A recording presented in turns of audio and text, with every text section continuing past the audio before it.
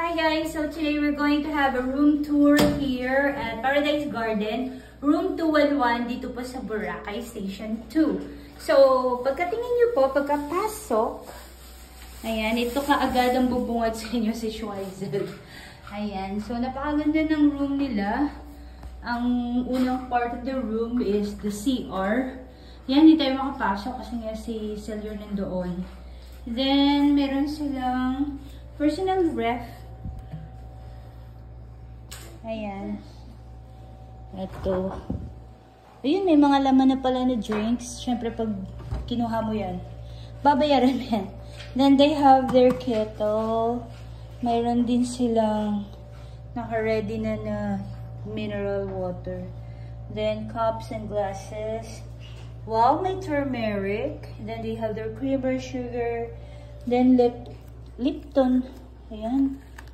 May brown rice. Hinahanap ko yung coffee. Ayun, may coffee din po sa mga coffee lover. Then, dito, meron siyang wardrobe. Wardrobe ito dito. Drawer, lagayan ng, huwag malaking space ha. Tapos, meron ding lagayan na yung mga kayamanan if you have. Then, may payong din sila, no, kapag maulan. Wow, ang galing naman. Uy, maganda to. Gayahin natin to sa bahay. Ang kanilang, ang kanilang drawer. Ayan, yung, sliding. Tapos, diba? Malapad. Then, they have their split type aircon. Dalawa yung room, dalawa yung higaan. Ayan, may nakalagay dito, rest assured. We are committed to high levels of cleanliness. That means clean, well-maintained, clutter-free rooms to meet our standards. Housekeeping partners. So, yeah.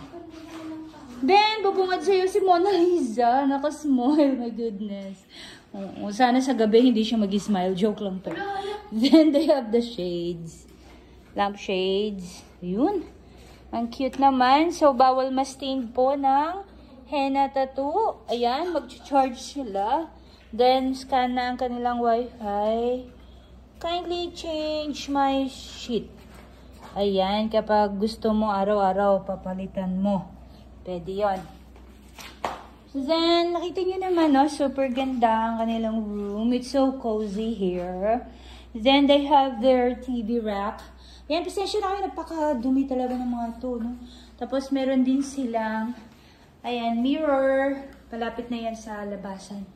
Then, punta na tayo doon sa dining. So, may dining table. Then, they have their, wow, it's so nice. Kasi may lababo sila. Oh, tapos may counter. So, pwedeng guys. Pwedeng magluto. Ayan, oh. Instant oh, diba? Mahirap lang, wala kasi. Siyempre, bawal. Sige, pwedeng bumili sa labas. Ang kagandahan dito, guys, ayun.